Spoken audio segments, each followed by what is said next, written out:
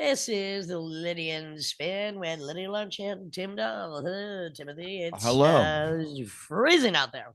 Yeah, I mean it's normal winter. It's just below freezing, but with that wind chill, it's like in the It's like teens. 13 It's degrees. But look, that's much yeah, worse than the Midwest. So, and then it's sure. burning in California. I mean, it's we got everything in this country. Yes, It's that's what's happening. ridiculous. Yes, yes. Yeah. Um, hmm. Well, I mean, did you hear? Trump is he wants to rename the Gulf of Mexico the Gulf of America. You know Uh, what? I got a big fat exit for this oh yes, you do. podcast. Yes, you do. So, So we'll wait for that. oh We'll wait yeah, for I that. mean the idiocy never stops. But I got a bit of a rant to do, and I'm gonna house it at the end of this So Randy there's Blythe of the Lamb of God there's podcast. like There we this go. class action or basically 700 people in UK. uh they're basically saying McDonald's is the new predator's paradise, and the managers at these things, uh they demand like sex favors from teenagers to give them shifts and all that stuff. It's kind of like the Vatican of fast food here. Like it's just a magnet for like all types of Yeah. pedophile and it's poor people that are working at these things, so they can I totally mean, who else prey. is, you know? Yeah, they can totally prey on these things. So it's a huge scandal, and it's a tarnish on the McDonald's brand. Let's put it that I'm really glad I never had to work at a fast food restaurant because I was more into fast fuck. way. And that I would make in like 10 minutes what other people might make in a week. But I mean, it was a different time. It was a different time, Tim. I'm just saying. So in Missouri, all this traffic stopped, a big traffic jam because a monkey In a escapes pink tutu. in the pink tutu. Everyone's like, well, first of all, what the fuck's a monkey doing out here? And it's wearing a pink tutu. And yes, that turned some heads. Let's put it that way. And of course, Well, eventually, finally a cop didn't shoot it dead. yeah, right. Well, the cops they actually did get it. I It don't know. must have been the pink tutu. It disarmed them. Yeah, but who the fuck? What monkey Who pet had the owner? monkey? But yeah, Yeah. put a pink tutu on the thing. Like, what? Are you a sicko? I don't get it. Well, yeah. You sure it wasn't a Yes. pink diaper with a tutu surrounding it? I mean, monkeys are known to be shitters, Oh, absolutely. I think I told you my dad had. shit throwers. Yes, my dad had two pet squirrel monkeys for about 2 weeks. Because No, his his late his late scientist friend, Irv, who got killed by a grizzly bear in Wyoming. That's a different story. He had pet monkeys, and then his wife's like, either they go or I go. And then my dad's like, I'll take them. And he's like, I don't think this is going to work out. But nah, yeah, they would nah. throw I mean, shit. no, Yeah, there was a monkeys are disaster. no, they're not meant to be in the house. Let's face it. No, no, no, no, not at all. No, Um, no, thank you. let's see here. What else is in the news?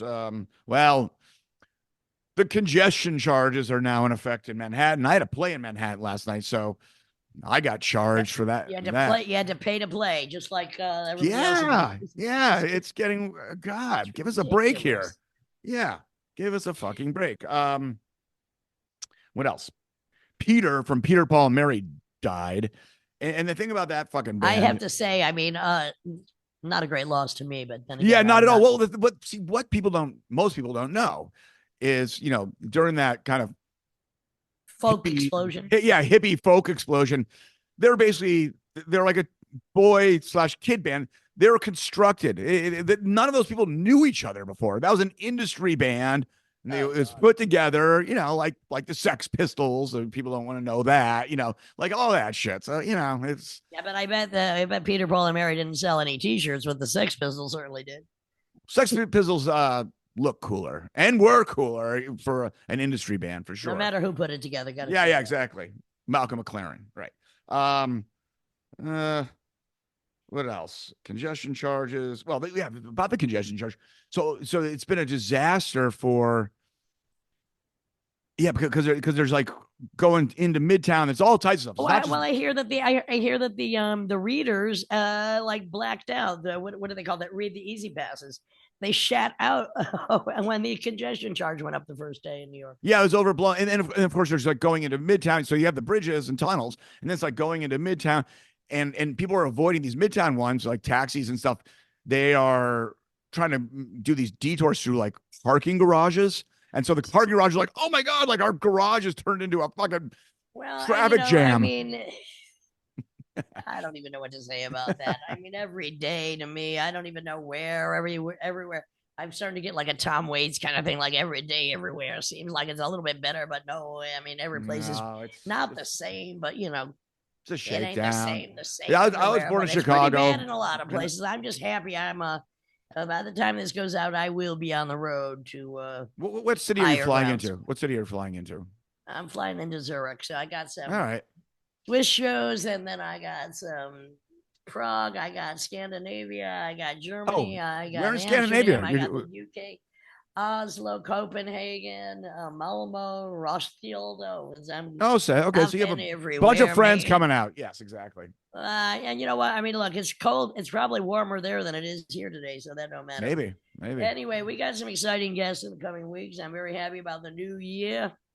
We're going back to back with a lot of musicians you write and then read. I'm very excited about that, of course. And speaking of reading, at the end of this podcast, which features Randy Blythe of Lamb of God, I'm going to do a little rant because I feel it in my bones.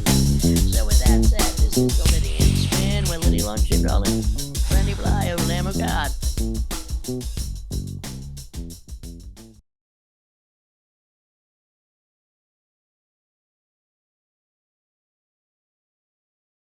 This is the Lydian Spin with Lydia Lunch, Tim Dahl, and Randy Blythe, frontman, vocalist of Lamb of God, musician, author, photographer. We have some things in common, my friend. We do Not indeed. necessarily musically, but there's always tomorrow. Yeah, for sure. A cantankerous disposition at times, perhaps. We have, yes, and also we're political. Yes. I've been studying some of your lyrics, my friend. I see what's in. And by the way, I'm so happy because I'm pissed that Amazon rarely has Peek Inside the Book, but there was a sample chapter of your upcoming book, Oh, which there was, is. I'm like, wow, finally. And it's your upcoming book, which I guess you're almost finished working on because it's coming out soon. It's called Just Beyond the Light, Making Peace with the Wars Inside Our Head. I have to say, Randy, the writing from just the few pages I read is fantastic. Well, thank you very much. Yeah, it's done. It comes out February 18th. So Perfect. No wonder we're going to have you do a little reading from it. What's great about it is it's very philosophical and it is about where you are now in life. And after having a career that stretches back decades, that has gone through so many personal hardships, weirdnesses, extravaganzas, and excesses, you come out the other side. trying to, it's a daily process. I think that's I think there's a a sort of idea in this society that one day you're going to reach this one point where I've made it, like I'm on the other side of all my problems and everything's going to be okay once I have this much money or I have this much people, this many people liking my music, or I go to this part of the world, or I'm always looking for something forward in the future. And I don't know about you. I'm pretty familiar with you as well. Like Oh, are I you, Rick? yes, I Can't wait haven't to know all about that. I I love what haven't you're saying. I love what I you're have saying because, please finish. I haven't found to my experience that there is an end, and that when you reach whatever it is that you want to reach, it's never what you think it's going to be, and there's always something else, Well, and I I, understand what you're saying, but I think that especially as Americans, we're Ugh. groomed on gluttony. We're Yes, groomed 100%. on gluttony, the endless dangle of the carrot. So, I mean, for instance, what's amazing to me is in you versing what you just said, you at a pretty early time in your career sold millions of records, were opening for Metallica, had Grammy, nominations, and Mhm. what the hell? Not enough. I mean, but Yeah. here is where I guess my lesson comes in is that this is why you have to appreciate the here and the now. Yeah, but Lydia, 100%. I think also not to generalize too much. I think for American men, it's particularly hard because because we are really sold like if you achieve X, Y, and Z, because you know women, it's really condescending. It's like that a girl, it's kind of like, oh, I Right. can't believe she made it kind of thing. With guys, like this is what you have to do. And I want to direct this into a question. Um, do you remember any moments where you kind of hit a benchmark and all of a sudden things shifted, like pain or disappointment shifted into this new compartment? Like, in other words, there's disappointment upon arrival. And do you remember any specific moments in your life? I mean, I don't know if like disappointment shifted into something else when I reached something that I wanted to do, and I was like, oh no, now I'm empty. I think for me, yes, as a matter of fact, yes, for me. Like I'm a sober guy, right? I've been sober 14 years. Because I did. Congratulations, because otherwise you'd be dead and we'd be talking to your ghost. Yes, I drugged and drank at Olympic levels for 22 years. And no offense to anyone who has a drink or does some drugs or whatever. I'm not moralizing at all. It just doesn't work for me anymore, right? Well, and it's the point of And excess. yeah, extreme excess. So for me, that moment where it was like we were on tour with Metallica. I got sober in Australia with Metallica, and I woke up one day on a hotel balcony in Brisbane, Australia, and I looked out. You've been to Australia; it's fucking awesome, right? And Awesome. It's great. I'm on tour with the biggest metal band in history, one of the biggest bands in the world Ever. Yeah, exactly. ever, Right. and huge sold out shows. And I woke up and the hotel, we had our own suite. I walked out on the balcony. Brisbane, it was right down the street from the Brisbane Botanical Gardens. One of my favorite bookstores in the world was directly across the street. Huge book nerd. And then also down the street below us were all these great restaurants. And I looked out at everything, and I had money in the bank account. I was still married at the time. I still had my job, and I'm on tour with one of the biggest bands in the world. And I was like, I don't want to exist anymore. I, I'm I'm done, and that's the day I got sober, because Well, and that's a good I had, realization. That's a yeah, great realization. Horrible, but a great realization that if you want to continue living without the crutch of your own existence being what you are, attached to, there comes a point you have to understand that. And I think I can't wait to read the whole book, because I think it's probably many, not lessons, but many, a good philosophy in there that people could understand and should strive for. I just want to yeah. go back to the word disappointment for a minute. Because, Hmm. I never knew disappointment. I had to actually look up the word in the dictionary. I'm like, oh, you expected this and you got that. But I guess as Right. somebody that never expects, because I just don't, I never felt it until one point when I did. And I'm like, oh, people live in that. But Horrible. Right. you also claim you never had a hangover. Were you hungover as shit in this moment? Who, me? Yeah, at that epiphany, were you really No, I hungover? I didn't claim that I never had a hangover. No, No, no, no, no, I no. Lydia, I was like, Lydia, I have no, no, had Lydia, no, no, no, monstrous no, no. hangovers. Lydia claims she's never had a hangover. So I'm wondering Uh, during this have you moment, ever seen me have one? during what this during the, moment, during this moment of this epiphany you have on the balcony, right? I assume in the sun, it's Brisbane. It Um, was. and were you also hungover at that moment? I should have been. The problem is I had drank and done so much drugs the night before with friends of mine until about 3 o'clock in the morning, and it stopped working. And I did not feel fucked up anymore. And it wouldn't shut Interesting. off the voices up here. And the head's the killer. You got to learn how to deal with it. And I ran away from my own head for years. I didn't want to deal with the fact that I did not like the way the world behaved, which it continually disappoints me. But you have to come to terms with that. That's where I think we could come together on something. You see, it's very predictable how the world behaves, because to me it's the same as it ever was. It's ridiculous. Therefore, Absolutely. we know how the horror of the politics of the here and now. I have the bullhorn to my lips constantly. But the Yeah. thing is, to me, it's just that's the same as it ever was. It's freaking ridiculous. It's outrageous. So come over to my side of the fence on that one. Maybe we need to be on stage together doing spoken word Yeah. together. Well, I'm getting ready to do a spoken word tour for this book. It's my first one. I'm nervous. Oh no, Oh, no, no! cool. You have the microphone. You are alone on stage. You have all the power in the world. To me, it's the most powerful place to be Also, on stage.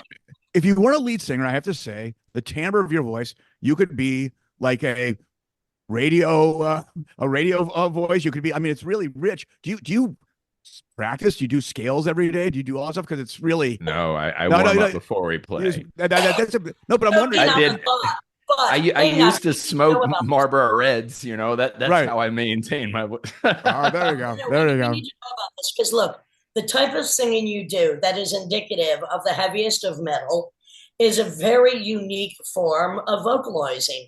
Um, but then you do have that radio voice. So, A, what do you do to prepare? And how did you first know that you could even do that? Well, it was kind of it came out as a joke to me because I never thought I'd be in a heavy metal band. I thought I'd be in a punk rock band because Like who? that's the Punk rock, like the Bad Brains, the Sex Pistols, the classic shit, because that's what I grew up on. And so I wasn't in the metal at all. My younger brother was. And so when I was like in my early 20s, he started playing me some death metal. And I was just like, oh, Yep. that's funny sounding. And I was like, oh, I could do that. So I was my, just my feelings fucking, exactly. My yeah, I feelings. was I was fucking around at a bar doing that, and people at the bar in Richmond were like, "Whoa, you should You're a try and natural. yeah." And so I wound up just kind of doing that as a joke with some local bands, and then I joined a band because I knew I could do that. It was totally by accident. I thought I was going to be the South's answer to Johnny Rotten before he went MAGA or Yeah, whatever, but Randy. I mean, punk was so stale by the time death metal came out, and sure, the spirit of punk was more than death metal at that point. It was much more rebellious, a lot, and much more avant garde and experimental at many levels. What So, was the first so death this, metal? huh? yeah. What Sorry, now? go ahead. Was, Well, Tim was saying it was more experimental at that time because it was a revolt against a lot of other things. But what was the first metal that you actually went, oh, yeah, that's freaking cool? Well, I mean, when I was a kid, I liked Black Sabbath, and I Which liked. period? Pardon? Which period Black Sabbath? I only like Uh, the first two records. well, Paranoid's great. That's great. I don't mind Volume, sabotage though. I don't yeah, mind. Volume 4 is good. They every time we play Birmingham, I thank all four members from the stage because I'm like, you guys created heavy metal and gave me a job, you know. Oh, cool, cool. But as far as like more extreme metal, I would say the first stuff I heard that really made me paid attention, and this once again they have ties to the punk community, was Napalm Death, their first Napalm, two which records. is grindcore, and that's Birmingham Yes, also. That's yeah, Birmingham also. and Yes. yeah, their Lee Dorian's vocals were a big influence on me. I was like, what the fuck is that? It sounds like some sort of crazed gorilla. And I liked Bolt Thrower, Obituary, a lot of the grindcore stuff, like Brutal Truth. Kevin Sharp, I know him. He was a bit of an influence. That was vocally the influences on me. Can you And sing in another style? Have you done sure, any? I bet you could. So have yeah, you I have a project. I'll send you some tracks. I'd love to hear it. I have a side project I've with heard we do heavy metal, but I have covered War Pigs in my own yeah, yeah, special. I will send it. nice, nice. I'd love to hear it. I have a pretty good bass baritone voice. I can sing clean Yeah. too, and I do God, some. I could get a sexy duet. I'm just getting carried away around it. This is Yeah, let's ridiculous. do it. Let's do it. I'm way down. It'd be an honor. Come on. I Half do. Dunbar, half Rooney. I do. I'm a member of this sort of super group Pigface with Martin Atkins, who Of said to say course. hello. I do some clean vocals with them. Sometimes I sing for Bad Brains, which is yelly stuff. That But must be great. That must be HR, great fun.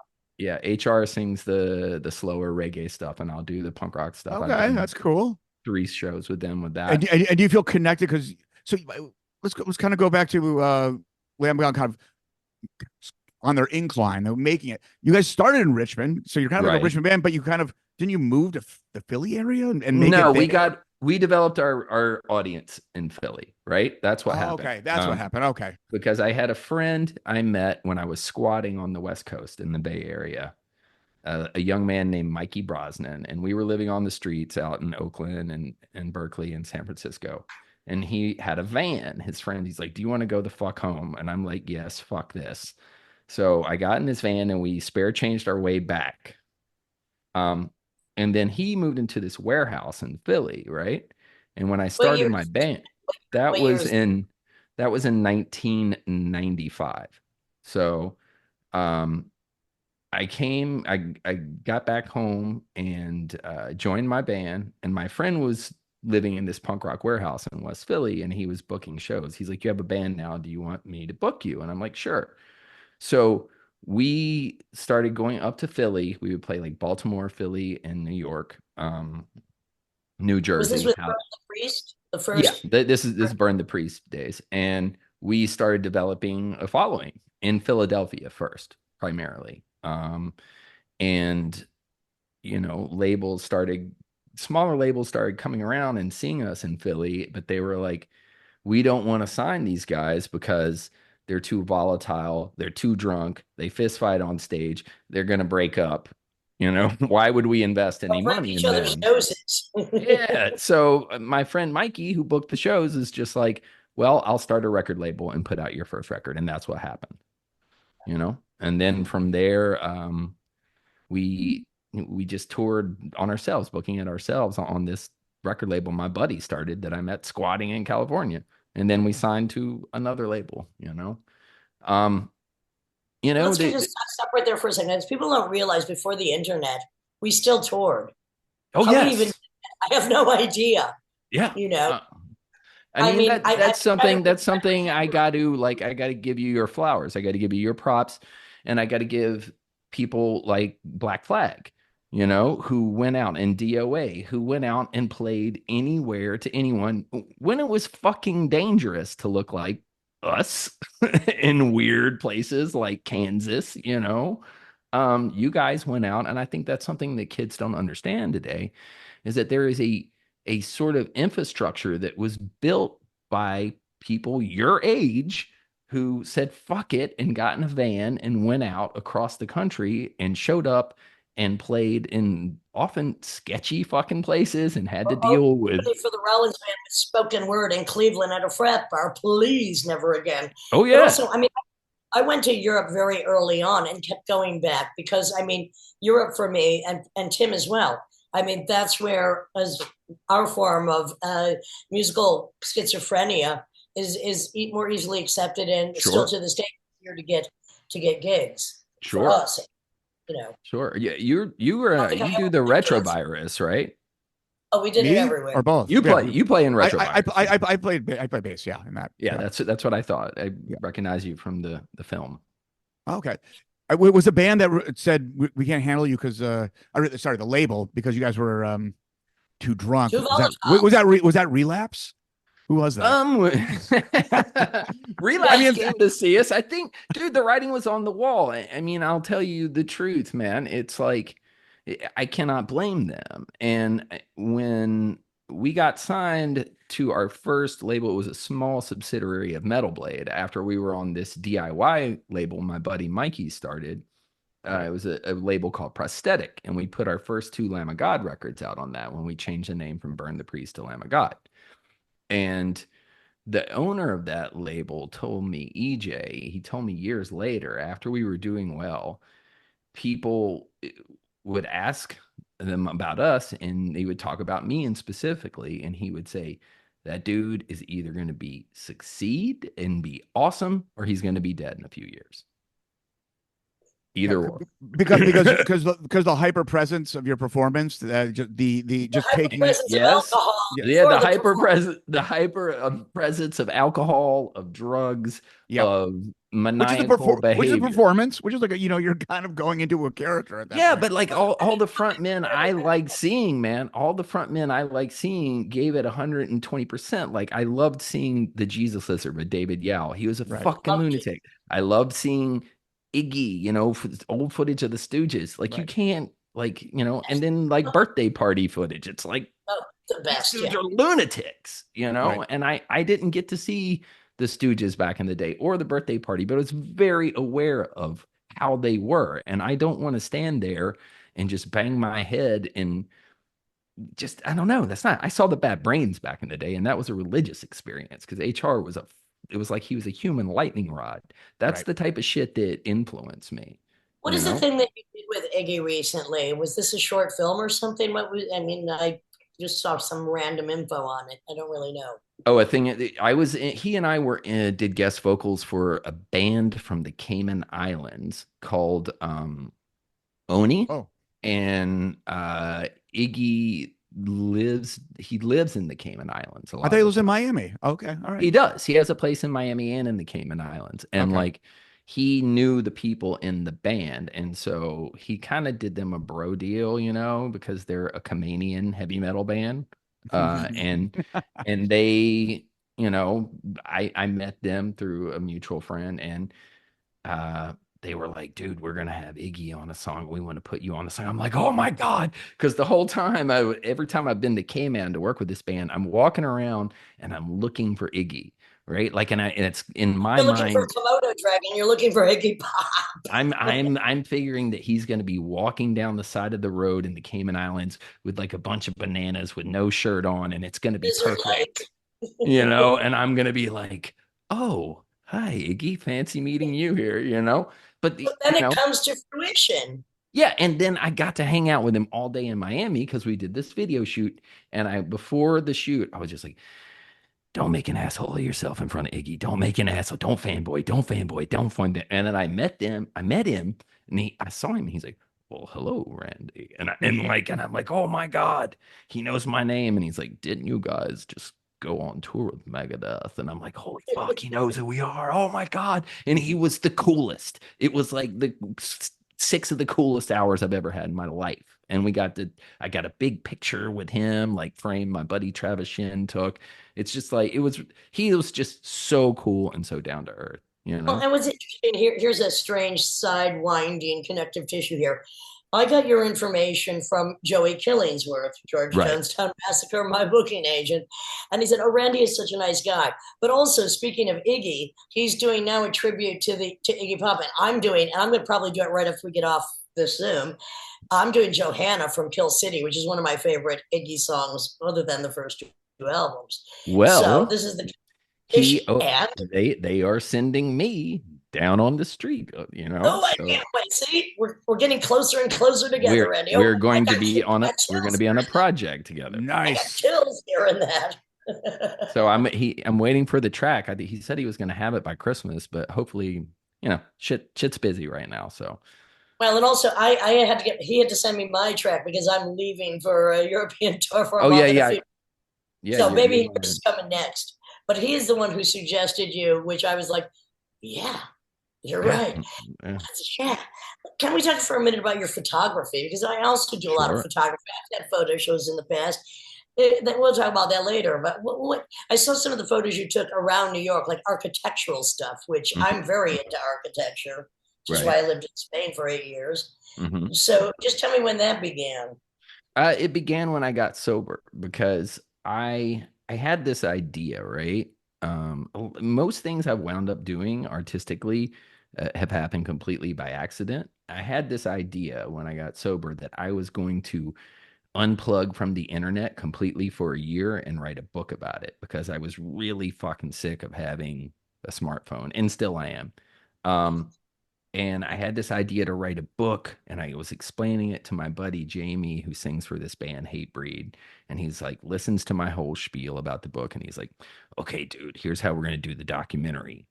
And I was like, fuck, I want to write a book. He's like, no, you got to film it. So I asked a documentarian I knew, I was like, what's a good sort of prosumer camera I can get to get B reel with?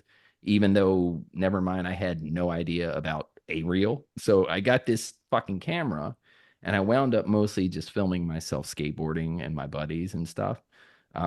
And then one day I was in my kitchen and like I saw my coffee maker, it's like a French press and it's got this domed chrome lid, and I saw my Right? reflection in it. Smell exactly the same thing. Let's go.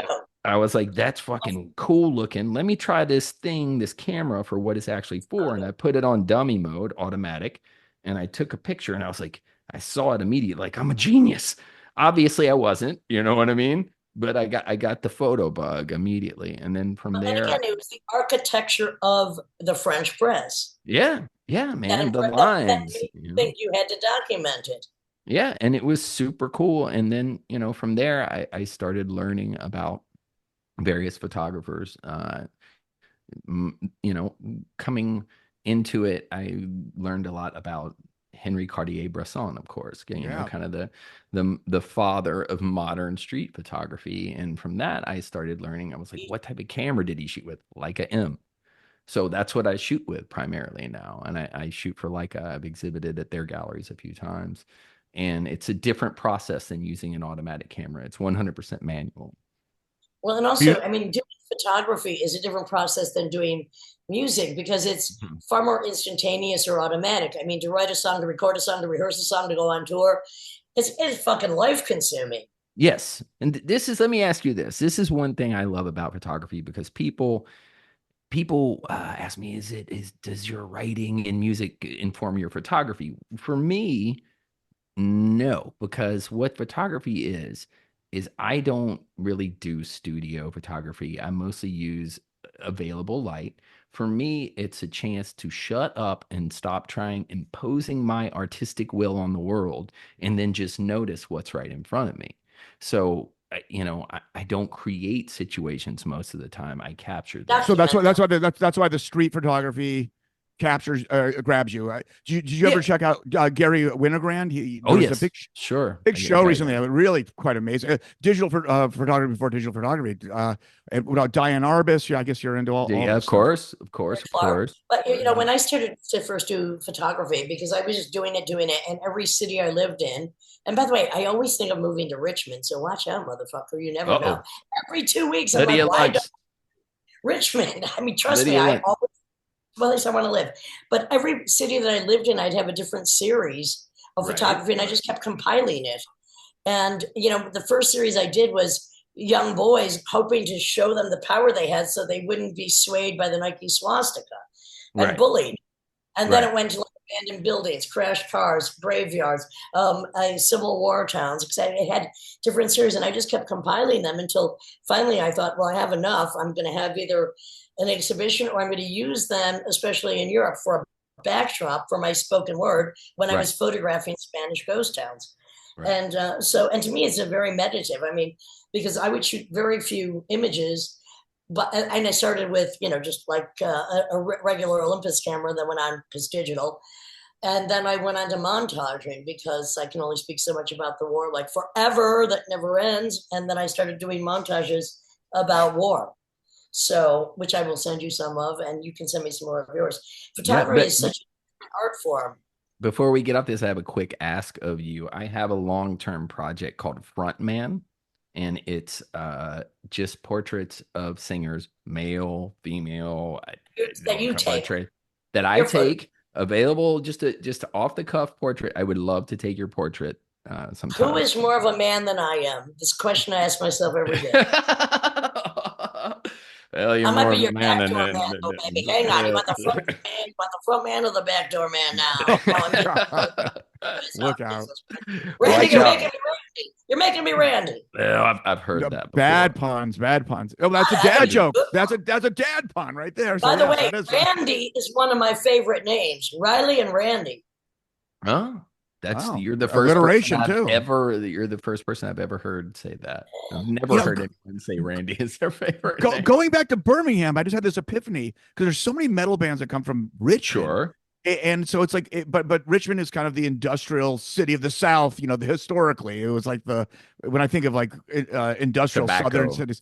Yeah. Yeah. And so it's kind of like, compared to Birmingham, this industrial city. So it kind of makes sense that that's a heavy metal But it's city. the gentility that draws me to Richmond. I don't know why. I'm serious when I think every 2 weeks I'm like, why am I not living in Richmond, Virginia? I'm like obsessed with it. I mean, You're in New York, right? well, look, Yes. I've lived in many different places. I'm in Yeah. Brooklyn. I am I not in New York. I'm in Brooklyn. the Tim's co- in Brooklyn. the Richmond. But cost the cost of living is much cheaper in Richmond. I'll be knocking on I'll be knocking on your door. Knocking on the old man's door. There you go. Yeah, So you now, ain't old. now that you're There sober, are new. hold on. Sorry. Now that you're sober, I mean, Yeah.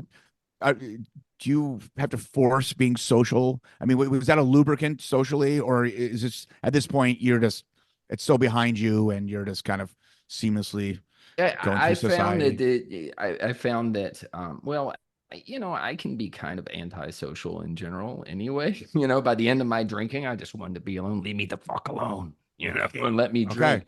So, Well, the thing is, you're also releasing so much rage, so much power, so much stuff out in the live performance. I mean, you first of all, it's such a powerful, musical group, and then you're just releasing.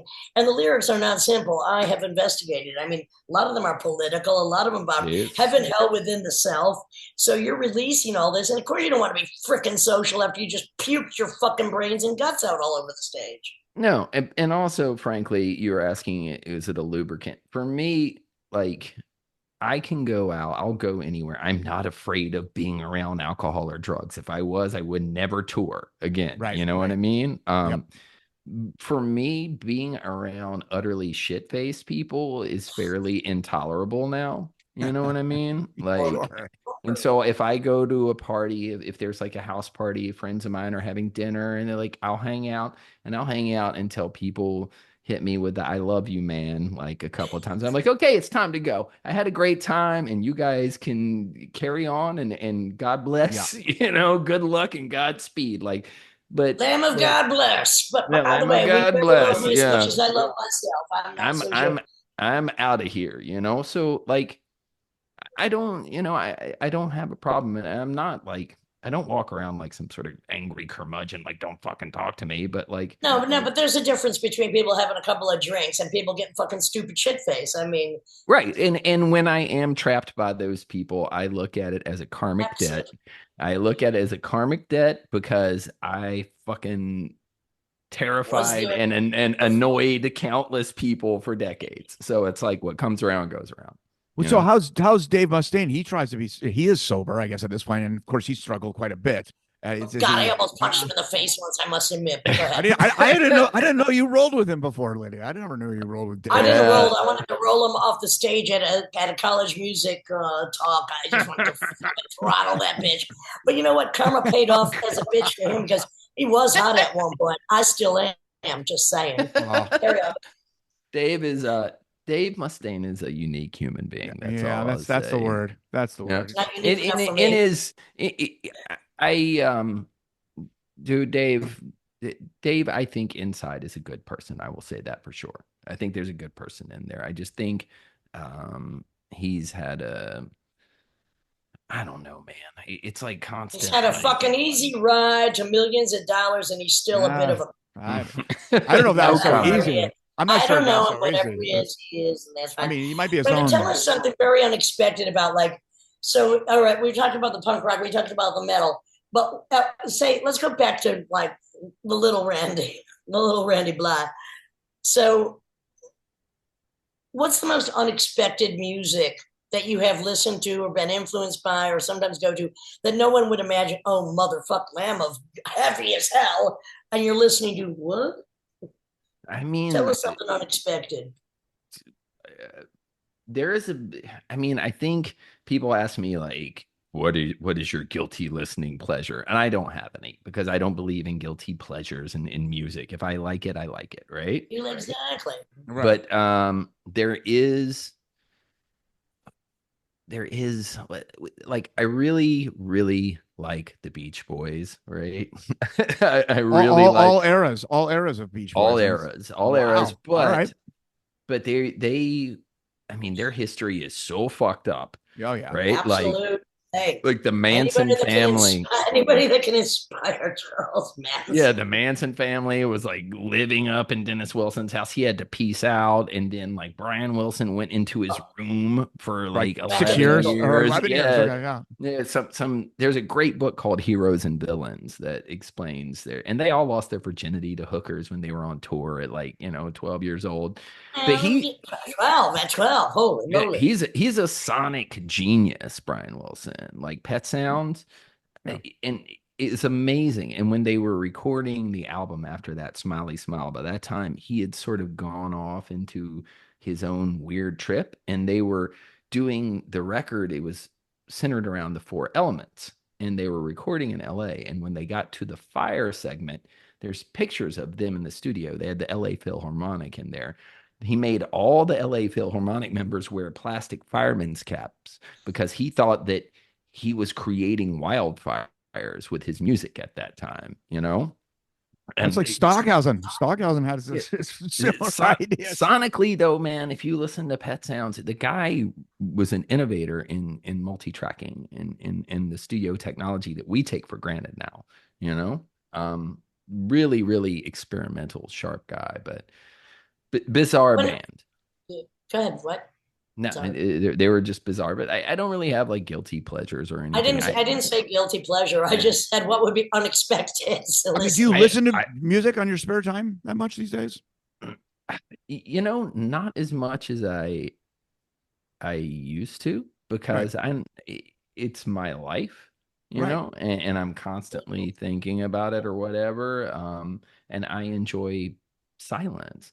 Like what you're a writer. So do I. Oh, sorry. So you're a writer. Like if I write, I used Silence. to, yeah, I now I don't even listen to instrumental music most of the time. I could never listen to music with vocals while I'm writing because like I'm analyzing them, the words are getting in my head and stuff. I would listen I to agree. instrumental stuff, but Can't even do it. No. now it's quiet. Let's talk a little bit about your writing process. So you have two books. One that came out was the first book out in 2015. Was that? Yeah. And let's just talk about that process for a minute, because every writer, I mean, we write. It doesn't mean we necessarily consider ourselves writers, but we do write. And you write lyrics. I write lyrics. Every writer, when they're writing a book, is a different process. So you had to get the demons out in the first book, and now it's kind of you come to.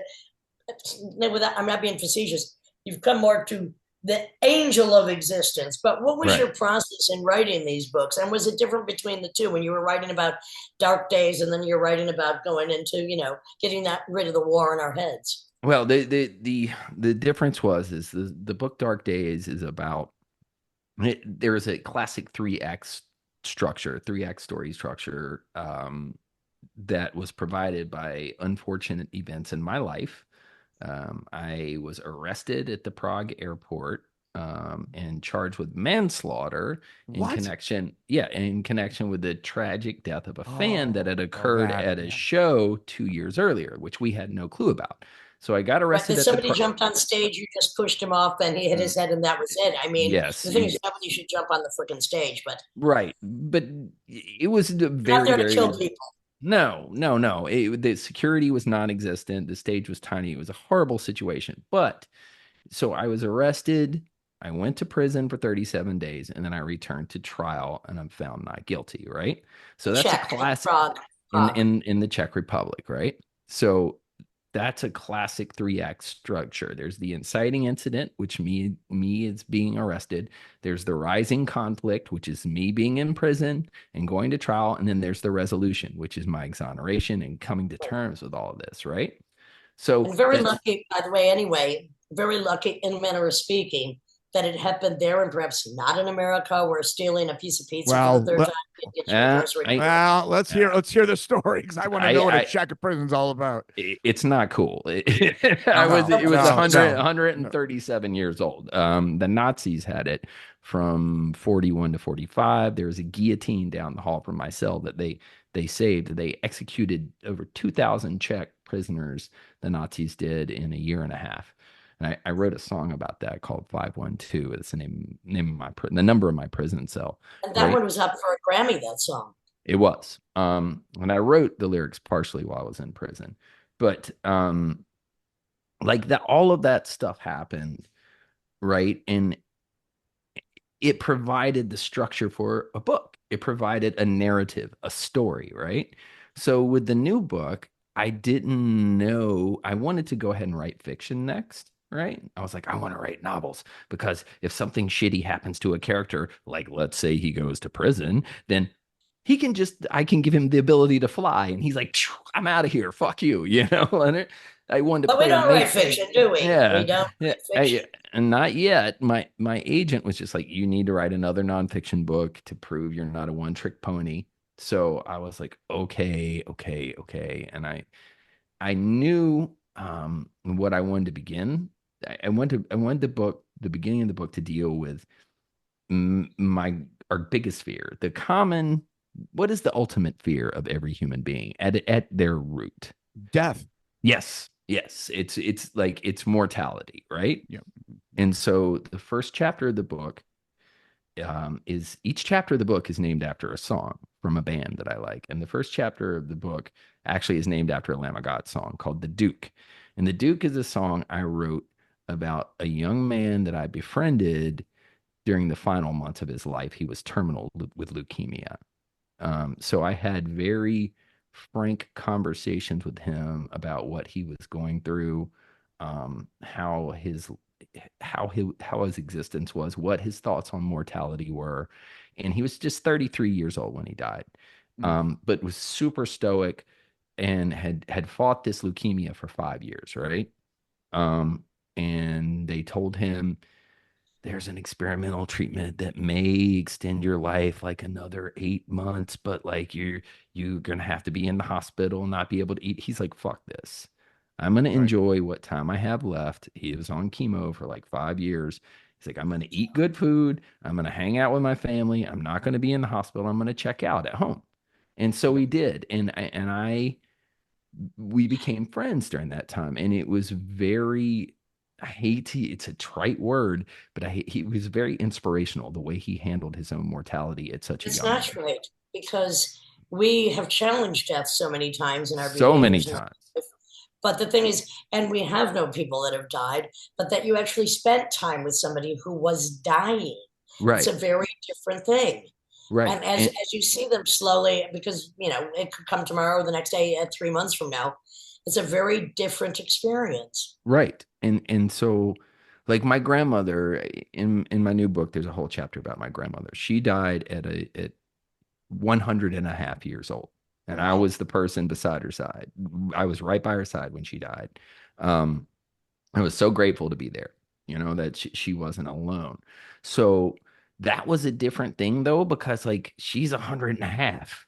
She had a good run. It's time to check out. She was ready. This young man, It's his 33. is Premature. 33, Yeah. but he handled it with such grace. So like I wanted the book to begin with an aspect of facing our mortality. I'm going to be 54 in a couple of months, and I feel my age as I get older, and I've lived a pretty wild life and it hurts. So I'm trying to come to terms with this mortality thing. So I started the book with that.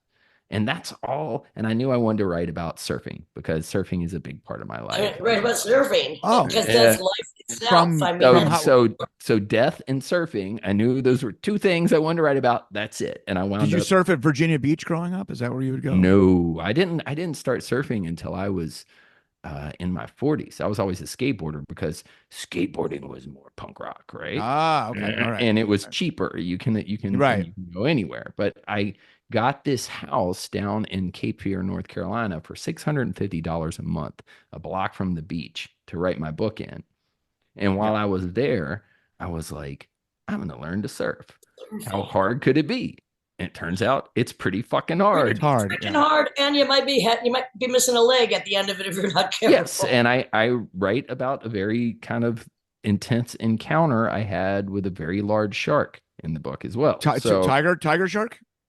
Probably a bull, which is well, what that's even more Didn't aggressive. get close enough to ask its name. no, his name is the landlord, Lydia. That's what we call sharks. It's a landlord. It's his house, right? Okay, so the question is this, Randy. what is your process when you're writing a book? I have my own process. Like I Right. dedicate three hardcore hours, whatever it is, according to what I'm compiling or writing. Right. Nothing else has to happen then. And then I get a book done in 3 months or so.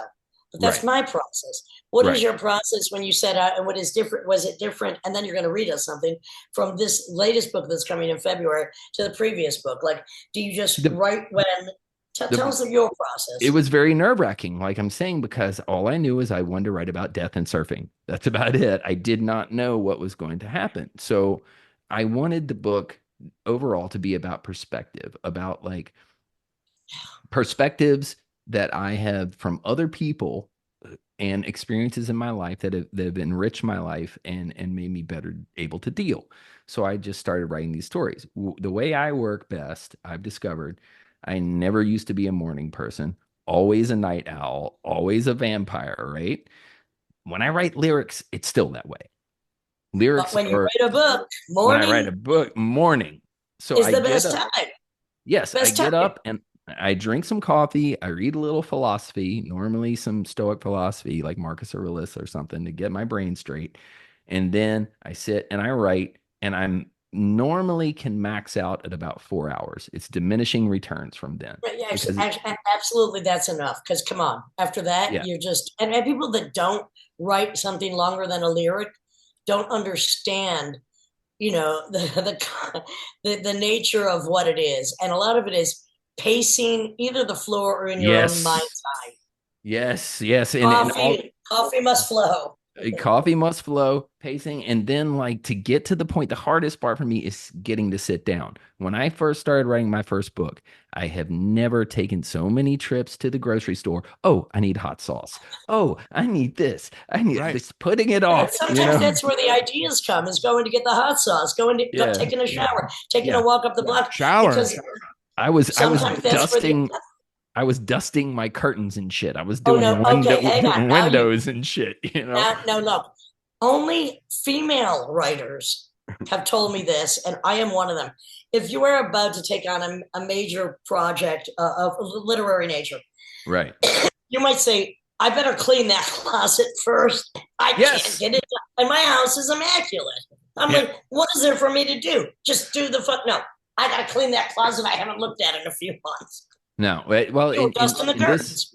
you know, when I was in North Carolina writing my first book, I was by myself, you know. With this one, I'm with my girl and she's a neat freak. So she already keeps the house clean. And then you got nothing to clean. You're like, oh Yeah. shit. You know, so like No um excuses. Are I you find are it, you in that house no, right I find now? it, Are you? excuse me, Tim, wait 1 second. I I find am. it very interesting, Randy, because only with women writers have they had the same neat fetishism, which is, I don't know where even that comes from. It's just like, nope, that's got to be clean. I can't Well, I start think writing. I think I think for me when I write, also you're asking about process. If my office is neat, right?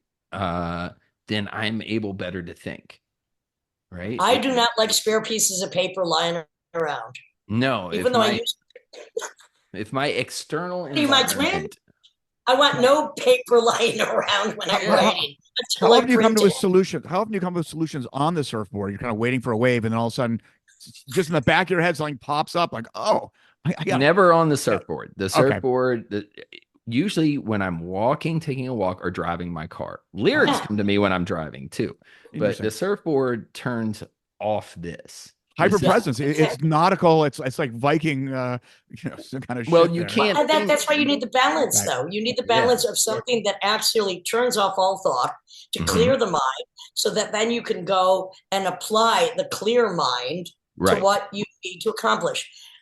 Absolutely. But lyrics, I mean, I don't know for you, but most of my lyrics, I get the first line, 10 minutes later, it's done. Your lyrics are also, they're very, I mean, they're complicated, they're literary, they're political, they're interpersonal. How do you go about writing the lyrics? Is that a different process? You write by night the lyrics. It's a totally different process. Like Absolutely. it's sometimes like not this last record, but the record before, I had a Not very Omens. Was the last record Omens Omens? was the last record, and then the one before was a self-titled one. The one before the self-titled one, I had a very clear. I wrote out 10 different things, topics that I wanted to write about, And I'm like, I want Concepts. a song about this. I want a song Yeah. about this. I want a song about this. And so I had an outline, and then I set out and wrote them. And we put that record out, and we put it out though in June of 2020 when the pandemic was occurring. Yeah. So no touring. And my whole adult life has been write, record, record, go on tour. So it was like, okay, we're sitting at home now. What the fuck is going on? What to do? Yeah. And then the label's like, give us another record. There's a budget. We're like, okay. So normally it wouldn't have come so quick, but I didn't have a clear idea of what I wanted to write about. And everything was so fucked up during that time. It was Absolutely. Yeah. crazy. So I just started writing about whatever. And then the next the next record that we're gonna work on, I've written lyrics for one of the songs, and It starts with one. it starts with one, but I am a huge, huge fan of The Cure, right? I love the band The Cure, right? See, again, Lydia opened up back in the day. This is an unexpected revelation. Love them. And they put out a new record, right? For the first time in I think it was 17 years or something. And I waited until it was I had a pre-order because I don't stream music, right? I'll pre-order things, and like I have a lot of vinyl, but I will buy digital copies still on iTunes so I can have them in Anxiously my waiting for iTunes. the release. So Yeah. I'm waiting for the release. This whole magic thing that I grew up in, waiting. And Right. oh, it was so good.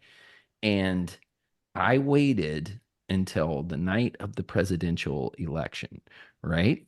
And I drove on this backcountry road before the results were in and listened to the new Cure record.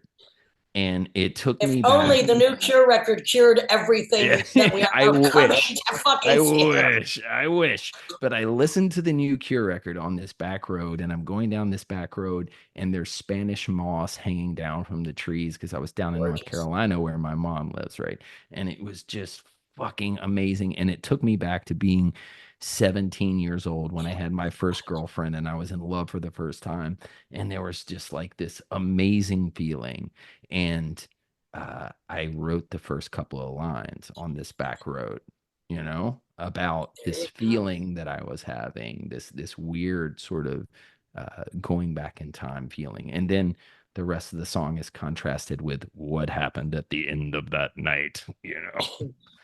Well, two things I just wanted in your lyrics. Like, when did you write? Because I don't remember the year of this, but now you've got something to die for. And it reminds me of a song I'm going to send you, and I'm going to do right when we're done with Right. this, which I That did with Zora, which is called Murder in the Temple, because it seems to me very, simpatico with that song, because those it is, songs yeah, that song is my guitar player's lyrics. He wrote those. really, those are really good too, Yeah, yeah, because it's a very political statement about yes. now you've got something to hear. Here's your God, go die for him. It's okay. Well, that But there I are love this phrase. the records around that time, Ashes of the Wake and As the Palaces Burn, were in the Gulf War.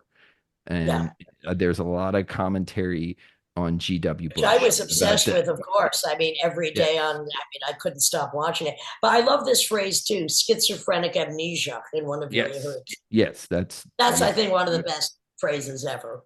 Well, As a, that's as a musical schizophrenic who yeah. has a lot of amnesia Yeah.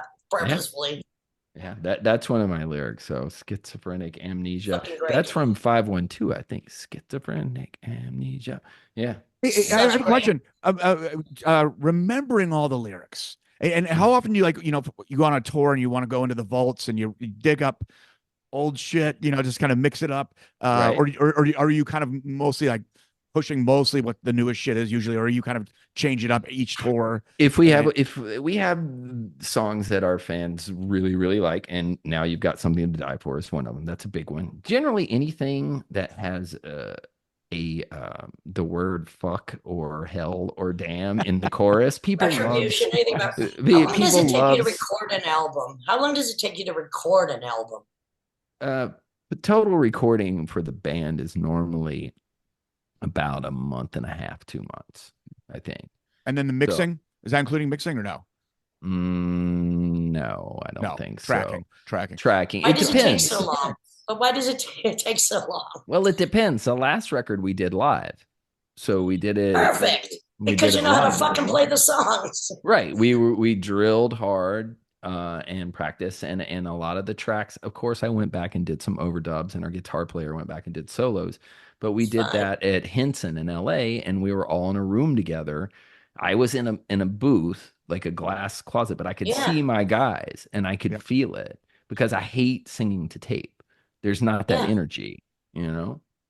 So that went quicker, but it just I depends. asked that because I think the longest recording I've ever endeavored was maybe 1 week because know the fucking songs. We don't have the budget anyway. We go in and record them. It's almost live. I want to be in the same room, but that's just the way I have to do it in order to get Right. it done. So I'm Well, my always guys, our when music. somebody tells me it takes 6 months, I'm like, what the fuck is wrong with you? Well, there's No, A month and a we'd half never is survive reasonable. we'd never survive six A months month in and a the half studio. We for kill a each band other. size is reasonable. Would you like to whip out some of your writing for us right now? Are you drinking a Sure. nice coffee? No, I am having a delicious non-alcoholic beer, an athletic hazy Hello, my friend. IPA. I'm having some tart cherry juice because Good that's for just you. the way I feel right now, like a Good for tart you. cherry. So what do we have here? Bring out in me, Randy. Oh, here's my book, and then here's another book. Look at that. Oh, will work Thank for you. Whoa, look out. drugs. Whoa. I read the last one too, and Thank you. quite enjoyed it.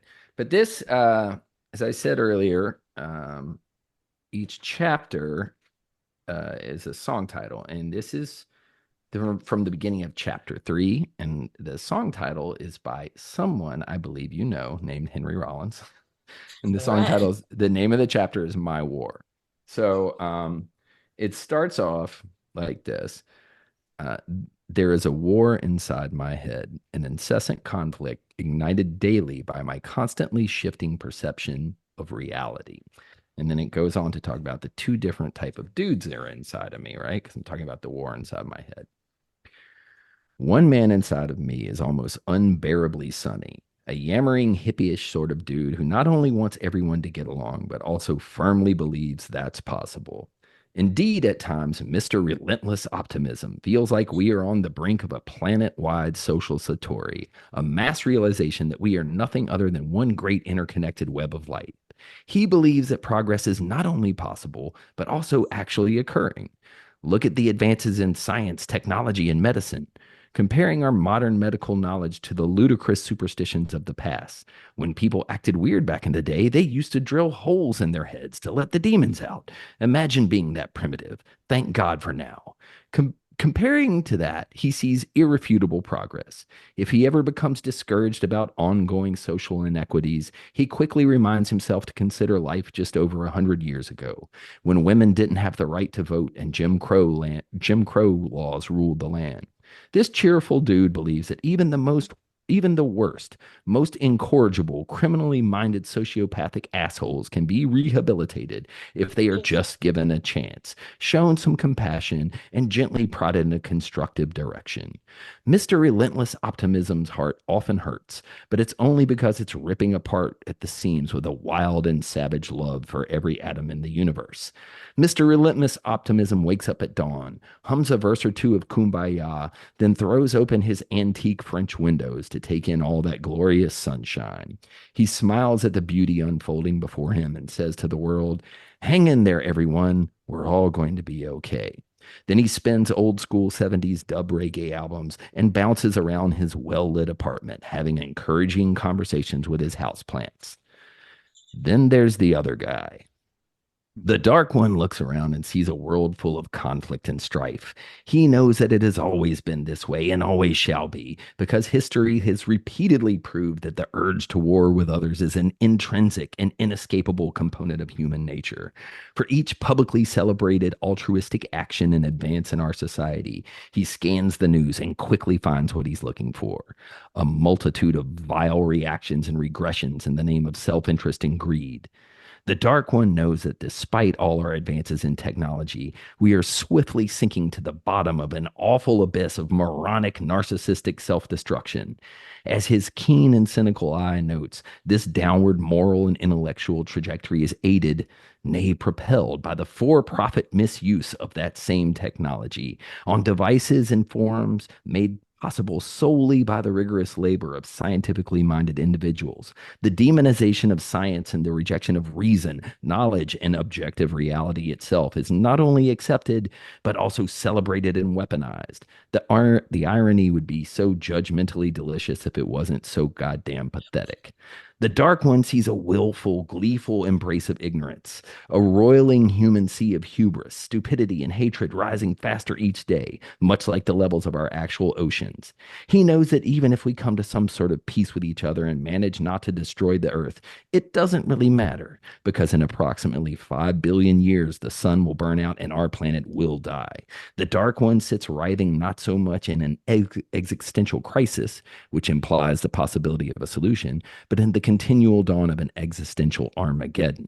The Dark One wakes up at 3 in the afternoon with a splitting headache, groans, then stumbles off the couch to make sure the deadbolts on his reinforced steel door are still locked. Through the peephole, he sees a slushy, wintry mix falling on the dirty sidewalk outside and mutters to himself, "It's too late. Drop the bomb now, now, and wipe them all out. Maybe something that deserves to live will evolve next." Then, beneath the flickering light of a single naked bulb hanging by frayed wires from his nicotine stained ceiling, he flips the early 90s Norwegian black metal album to hear the other side and sharpens his knife. In fact, both of these guys are undeniably right about some things, equally as important. Both of them are dead wrong about even more things. Much like our asinine two-party political system here in America, both of them are blind to the actual reality unfolding right in front of them. Well That's what it's, done. that's I my mean, head. I That's could my not brain. have said it any better, and I've said it in a variety of ways. Thank you so much, because exactly what the issue is. I too am a perverted optimist, but Yes. that is just my intellectual sadism, knowing that it's the same as it ever was, and Rome too will fall again. But at the same time, I'm also like, kill them all and let their false gods sort them out. Yes. That was Yes. just so beautiful. Thanks, Randy. That was That's awesome. fantastic. Thank you. Thank you. It's I really interesting loved it. because both those characters kind of tap into what we're seeing now, which is this neo purity, where people want this singular narrative, and where you're kind of capturing these different moods or different perspectives on a different day. And so, as you're saying, yeah, it's not ever this one thing. It's just No, That it's is the sloppy, not. war in our sloppy, heads. And sloppy. that is that look, with the The thinking war person, never ends. trust me, it never does. That is the war in our heads for those of us where the war never ends, and others who are just on a one path track who thinks their way is right and are driving us all into unholy Armageddon. And the thing is, the possibility of all this is the same as it ever was, which Right. is why we have to chuckle. I'm a chuckle fucker, and at the same time condemn the assholes that are condemning us all to unholy hell. Not that I believe in hell, One because question, hell is up to you tapped into like the rising seas. Is your North Carolina house okay? I mean, I always Well, think about the. I don't have that house anymore, but Oh, you don't? Okay. it's Yeah. on a barrier island, right? Yeah, And yeah, yeah, exactly.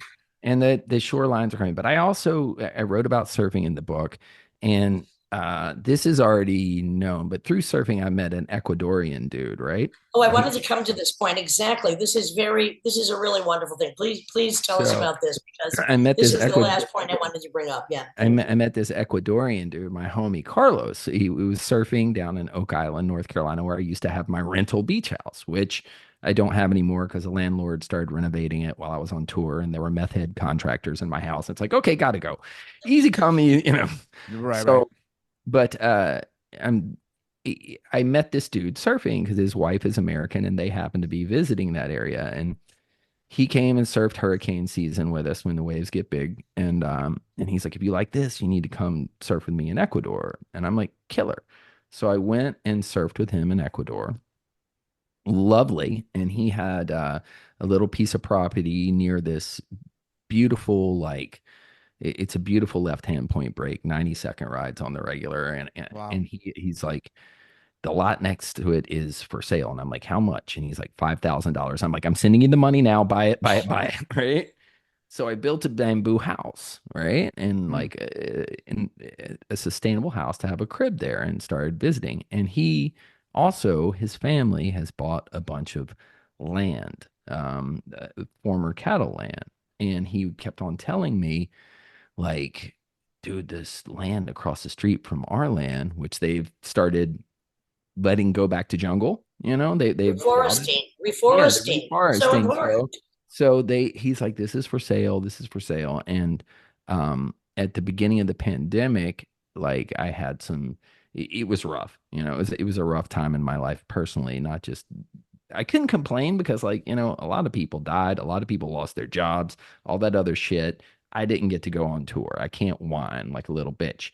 But I didn't know what I was going to do for a living, because I'm a glorified traveling black t-shirt salesman, right? Road dogs, honey. We're road Road dogs. dogs. So Road doggies. like he's like, look, dude, this land has come up and it's gonna go, and the price is really good. And I'm like, now is not a good time, dude. Things are chaotic. And then I thought about it. I'm like, no, now is the perfect time. So I bought this land in Ecuador beside his family's land, beside some other friends of ours' lands who are reforesting. And now we have this, like, I have like, I think total like about 35 football fields worth of So former cattle important. land, and that So we have important. preserved forest, we have preserved old growth forest, and are letting the jungle take back over. And we're replanting with indigenous trees and stuff, and also having a small area where we'll farm and hopefully employ local people, because I can't just be like this gringo dude who buys property and is like, oh, I'm saving the environment, because there are poor people there, right? This is their place. And so if I'm not, But you are stepping in to help and to do something that is environmentally so magnificent and important that well, you could do, that it you were able to do, I and was that you had the able to do. conscience to do, and that also, as I have goosebumps just hearing this story, which I did read about, fills the heart with some small part of our black hearts with the possibility of possibility, Right. because you Yes, can it's make a it's difference. that's it. It's the possibility of possibility. And like that's that I write about it in the book. And like my tools and your tools, Lydia, right? We have these tools that we can use to attempt to make the world a better place in whatever way. And me and you, it's photography, it's writing, it's music, right?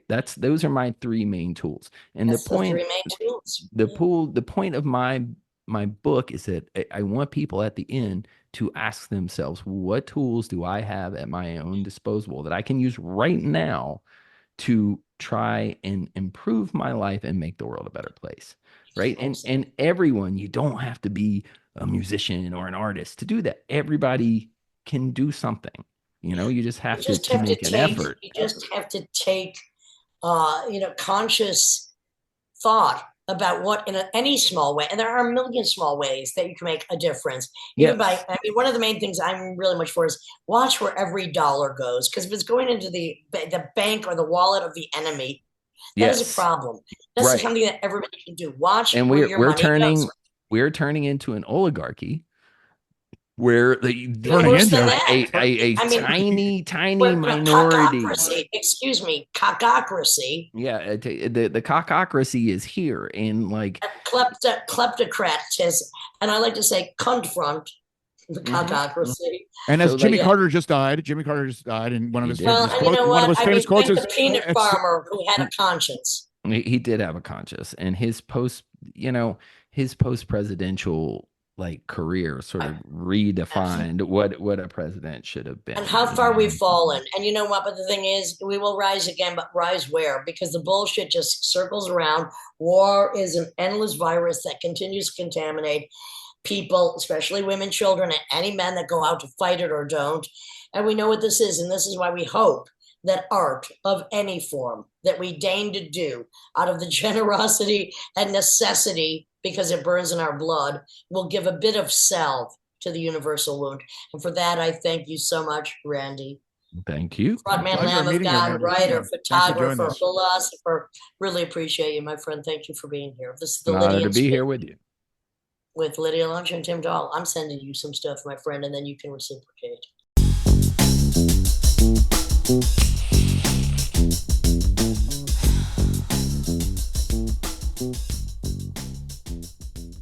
All right, this is the exit. This week, we've gone from the death of a humble peanut farmer who actually built houses for the disenfranchised and promoted racial tolerance to the uprising of a penis farmer who's bankrupted franchises and that have been based on mob mentality, where you pledge allegiance. That is, you pledge allegiance, but that doesn't mean he'll pay anyone for the work they've done. And no wonder he wants to deport immigrants. He doesn't want to pay them for mowing his fucking golf courses. And besides, the only good immigrant is when he's fucking, right? At least once, Melania, Ivana. Let's face it, we are now in the presence of a brain dead dumb fuck whose pathetic egomania, arrogance, and idiocy. Buy Greenland, right? Take over Canada. Hey, the American Canal. What's interesting is he sends his dumbest son to Greenland, and there he is for like half a day. Well, why don't you just leave him there? Because let's face it, the orange ass puppet, his aggression is filled with petty grievances because as an overgrown baby, diaper done. Couldn't please his mama, and he's been sucking on the milk of sour tits ever since. Which is a pretty good joke. Not that he could take one, even though he is one. And the slightest disagreement from anyone who probably knows everything better than he does, is cause for him to declare them enemies of the very Constitution, which he doesn't have enough frickin' brain cells to even comprehend. But nonetheless, don't take it from me. Let me just, for the next few minutes, quote the billionaire boys club favorite baboon. And if anyone else had uttered such incomprehensible gobbledygook, they would have probably been immediately carted off to the loony bin. I'm not making this shit up. Here it goes, quote unquote. One other thing he did yesterday, I don't know, which was in many ways worse. It's hard to believe it can be worse. He wants all gas heaters out of your homes and apartments. He wants them to be replaced by essentially electric heaters. I don't know what it is with electric. The guy loves electric. We're going to be ending the electric car mandate quickly, by the way. Oh, right. Hello. What about your butt buddy, Elon? This guy loves electric, and we don't have enough electricity. And then we have AI where we need more. And he wants everybody to have an electric heater instead of a gas heater. Gas heater is much less expensive. The heat is much better. It's a much better heat. As the expression goes, you don't itch. What? Does anybody have a heater where you go and you scratch and itch? That's what they want you to have. They don't want you to have gas where you don't have the problems of the electric. And the source is plentiful. They're much cheaper to operate. They're much better. They work much better. They look much better. 60% of homes and apartments have gas heaters. He wants them all to be removed quickly. He frickin' who, I ask?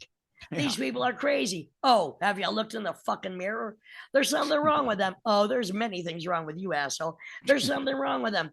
They also want to go back. And they have already started that too. When you buy a faucet, no water comes out because they want to preserve, even in areas that have so much water, you don't know what to do. It's called rain. It comes down from heaven. And they want to do, no water comes out of the shower. It goes drip, drip, drip, like your fucking brain cells. So what happens? You're in the shower 10 times as long. No water comes out of the faucet.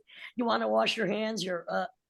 They want to go back even stronger than that. They have the right now. And I ended that policy. What fucking policy? I get you can have all the water you want. Makes no difference, especially in certain areas. We have so much water, we don't know what to do with it. But these are all things they want. Very, very little water to go into your dishwasher, almost none. What does he know about a fucking dishwasher? He doesn't pay the immigrants that wash his fucking dishes.